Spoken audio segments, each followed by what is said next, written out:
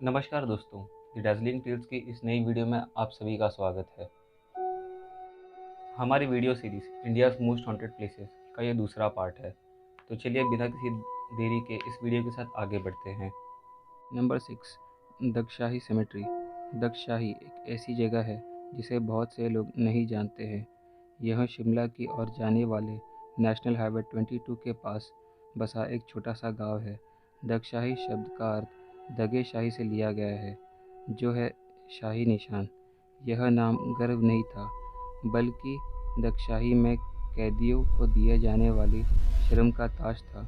यह भारत की सबसे पुरानी मिलिट्री कैंप में से एक है, जिसकी स्थापना 1847 में अंग्रेज़ों ने की थी। यह उन 5 गाँवों में से एक है जिसे पटियाला के महाराजा भूपेंद्र सिंह ने ईस्ट इंडिया कंपनी को उपहार के रूप में दिया था। दक्षशाही में मिलिट्री कैंप, कुछ आर्मी बिल्डिंग्स और एक स्कूल के साथ साथ एक छोटा सा गांव और एक कब्रिस्तान हुआ करता था।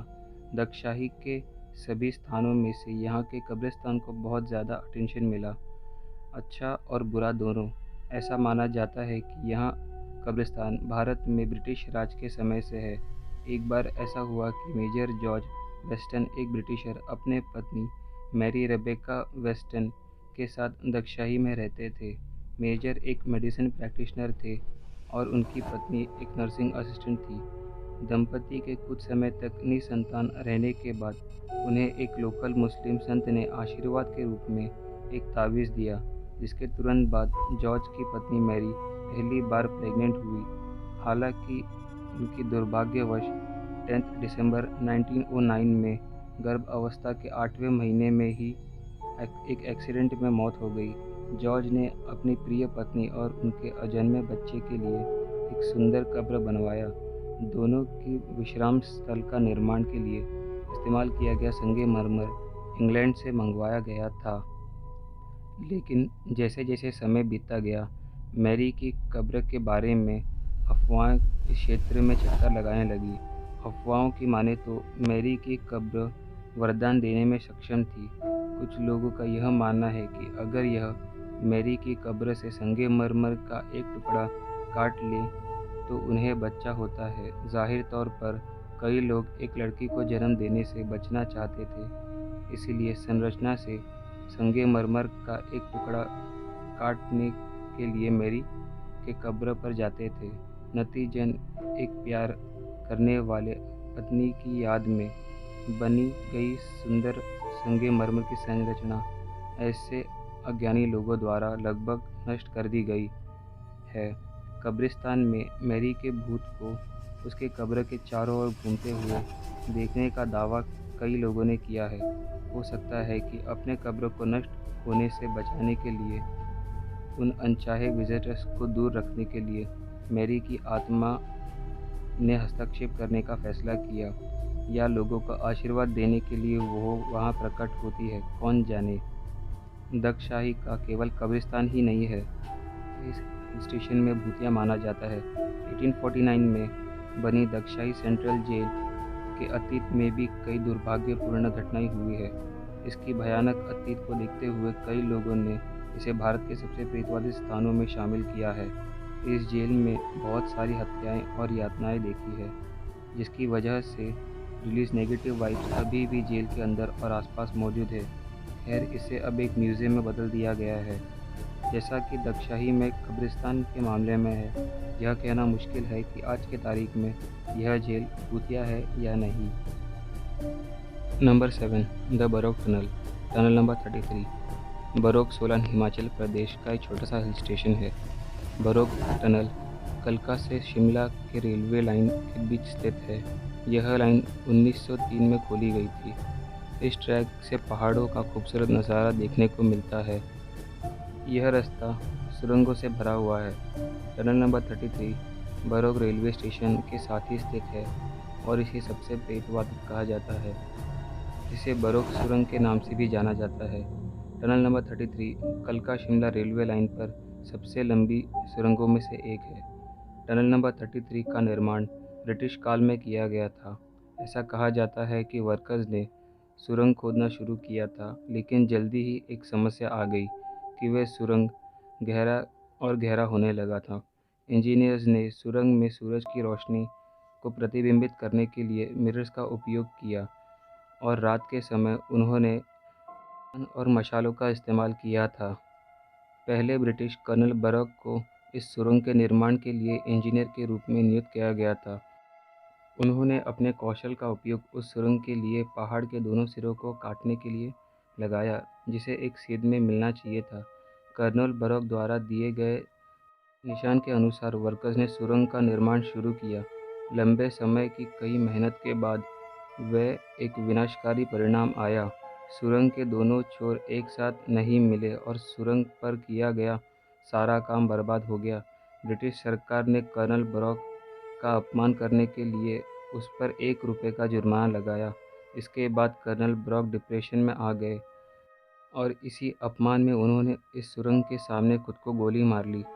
कर्नल बरॉक की मृत्यु के बाद एचएस हर्लिंगटन को इस असफल सुरंग के स्थान पर एक नई सुरंग बनाने का काम दिया गया।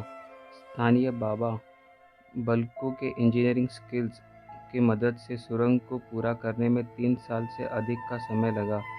बाद में बाबा बल्कू को ब्रिटिश सरकार द्वारा पुरस्कार के रूप में एक पदक और पगड़ी दी गई। कर्नल बरॉक को श्रद्धांजलि देने के लिए इस जगह और टनल का नाम उनके नाम पर रखा गया। साथ ही साथ इस ट्रैक को यूनेस्को द्वारा विश्व धरोहर का दर्जा भी दिया गया। कर्नल बरॉक की मौत के बाद स्थानीय लोग और रेलवे अधिकारियों का दावा है कि उन्होंने कर्नल बरॉक के भूत को सुरंग और रेलवे ट्रैक पर घूमते देखा है। हालांकि उनका भूत ने आज तक किसी को भी नुकसान नहीं पहुंचाया है, लेकिन फिर भी लोग दिन में भी इस जगह पर जाने से कतराते हैं। Number 8, Cherryville mansion. कई घर प्रेतवादित कहानियों का हिस्सा है। प्रेतवादित घरों के अधिकांश मामलों में यह आमतौर पर पिछले रहने वालों के भूत होते हैं, जो या तो रहस्यमय तरीके से गायब हो जाते हैं या किसी न किसी कारण से आत्महत्या कर लेते हैं या उनका मर्डर हो जाता है। ऐसा ही एक घर, जिसे शिमला के सबसे भूतिया घर कहा जाता है, यह है चेरीविले मैंशन। चेरीविले मैंशन शिमला के पहाड़ियों में स्थित एक बेहद खूबसूरत हवेली है। एक ब्रिटिश व्यक्ति विक्टर बेली को रेलवे बोर्ड के असिस्टेंट सेक्रेटरी के रूप में नियुक्त किया गया था और अक्टूबर 1913 में उसको शिमला में तैनात किया गया था। विक्टर और उनकी पत्नी ने उनके लिए एक आदर्श घर की तलाश में काफ़ी समय बिताया और अपने शांत स्थान और कम किराया होने के कारण चेरीविले मैंशन में बस गए, लेकिन उन्हें ये नहीं पता था कि घर में एक पोल्टरजाइस्ट है। दरअसल उनसे पहले उस मैंशन में एक सेना के अधिकारी रहते थे। भले ही वह भूतों में विश्वास नहीं करते थे, वह उस घर के आसपास के रहस्य की सच्चाई को पता करना चाहते थे। इसलिए उन्होंने उस कमरे को बंद कर दिया जहां सबसे ज़्यादा गतिविधियां हुआ करती थी और वे वहां रहने लगे। एक रात एक आवाज़ सुनी गई और मेजर उस बंद कमरे को बिखरा हुआ देखकर चकित रह गए। सब कुछ अस्त व्यस्त कर दिया गया था, पर उन्होंने उस घर को खाली करने का फैसला किया। यह सब जानने के बाद भी बेलीज ने हवेली में रहने का फैसला किया और 1 साल से अधिक समय तक रहे। एक विशेष घटना को छोड़कर उनका अधिकांश प्रवास शांतिपूर्ण था। सर्द रात थी और बेलीज डिनर के पार्टी में गए थे और उनके नौकर उनके लौटने का प्रतीक्षा कर रहा था, तो उसे लगा कि विक्टर वास्तव में एक कमरे में मौजूद है। वह उसके पास गया और उसे पूछा कि क्या उन्हें कुछ चाहिए। उस परछाई ने उसका कोई जवाब नहीं दिया और बंद दरवाजे के भीतर निकल गया। इस घटना के तुरंत बाद ही बेलीज ने घर खाली कर दिया। तब से इस घर में कई लोग रह चुके हैं और उन सभी के पास साझा करने के लिए अपने अपने अनुभव है। घर वर्तमान में एक इंडियन ओन करते हैं, जिन्होंने हवेली को पूर्ण तरह से फिर से तैयार किया है, लेकिन यह अभी शहर की चर्चा का विषय है, जहां लोग हवेली में घूमते हुए अंग्रेज़ों के भूत की सूचना देते हैं। आज तक कोई नहीं जानता कि ये भूतिया गतिविधियां कहां से शुरू हुई। Number 9, hotel Savoy. Hotel Savoy Mussoorie में स्थित एक बेहद लग्जरी होटल है। सेवॉय होटल की स्थापना 1902 में हुई थी। इसे गॉथिक स्टाइल में बनाया गया था। ये एक 5 स्टार होटल है जो दुनिया भर के पर्यटकों के बीच बहुत लोकप्रिय है। होटल अपने आर्किटेक्चरल डिज़ाइन के लिए भी प्रसिद्ध है। जो इसे मसूरी में सबसे अधिक लोकप्रिय स्थानों में से एक बनाती है। भारत में ब्रिटिश शासन के दौरान ब्रिटिश अधिकारी इस होटल में ठहरते थे। यह होटल न केवल उसके डिज़ाइन के लिए प्रसिद्ध है, बल्कि माना जाता है कि होटल में एक भूत दिखाई देती है। कुछ मेहमानों ने होटल में अस्पष्ट गतिविधियों का भी अनुभव किया है। इस होटल से डरावनी कहानियाँ जुड़ी हैं, लेकिन इसके बावजूद इसमें कोई शक नहीं है कि यह ब्रिटिश आर्किटेक्चर्स द्वारा बनाई गई खूबसूरत इमारतों में से एक है। सेवॉय होटल 1902 की गर्मियों में खोला गया था। इसके खुलने के तुरंत बाद सेवॉय ब्रिटिश अधिकारियों और सिविल सेवकों के बीच लोकप्रिय हो गया। अपने महान आर्किटेक्चर के साथ साथ यह होटल अनैतिक गतिविधियों और अपने भूतों के लिए भी प्रसिद्ध है, जिन्हें होटल में कई लोगों ने देखा है। माना जाता है कि साल 1911 में सेवॉय होटल में एक ब्रिटिश स्पिरिचुअलिस्ट को जानलेवा जहर देकर मार दिया गया था। फ्रांसिस गार्नेट और अपने कमरे के अंदर मृत पाई गई थी, जो अंदर से बंद था। हत्यारे को खोजने के लिए खूब जांच की गई, लेकिन मौत की परिस्थितियों का कभी खुलासा नहीं हुआ। ऐसा माना जाता है कि फ्रांसिस गार्नेट ओमर के भूत को होटल के अंदर कई बार देखा गया है। सेवॉय होटल में आने वाले मेहमानों ने होटल में ठहरने के दौरान एक असंतुष्ट फुसफुसाहट सुनी है और कई बार रोने लगे हैं। कुछ का मानना है कि फ्रांसिस गार्नेट का भूत उस हत्यारे की तलाश कर रहा है जिसने उसे जहर दिया था। सेवॉय होटल से जुड़ी कई डरावनी घटनाएं हैं। लोगों ने होटल के आसपास असाधारण गतिविधियों को अनुभव किया है। कई लोगों का ये भी दावा है कि उन्होंने फ्रांसिस गार्नेट को आमने सामने देखा है, केवल एक पल के लिए, जिससे पहले कि वह गायब हो गई। भयावहता के बावजूद होटल ने कभी कोई दुर्घटना या रहस्यमय मौत नहीं देखी है। Number 10, Delhi cantonment area. Delhi cantonment लोकप्रिय रूप से दिल्ली कैंट के रूप में जाना जाता है। इसकी स्थापना 1914 में अंग्रेज़ों द्वारा की गई थी। दिल्ली कैंटोनमेंट का हरा भरा इलाका बेहद खूबसूरत है और दिन के दौरान एक सुंदर दृश्य बनाता है, लेकिन रात में चीज़ें अलग हो जाती है। सफ़ेद साड़ी में एक महिला को देखने वाले लोगों की कहानियों की बदौलत वह सड़क एक प्रेतवादी स्थान में बदल जाता है। लोगों का दावा है कि एक महिला लिफ्ट मांगती है और रुकने पर वह गायब हो जाती है। दूसरी ओर यदि आप नहीं करते हैं तो वह आपके वाहन के पीछे दौड़ती है और उसके सामने आते ही फिर गायब हो जाती है। जैसा कि कहानी है कि वह लड़की एक सड़क दुर्घटना में मारी गई थी और तब से उसकी आत्मा वहां भटकती है। वह राहगीरों को उसे लिफ्ट देने के लिए रोकती है। यह घटना आमतौर पर रात के 1 से 4 बजे के बीच होती है।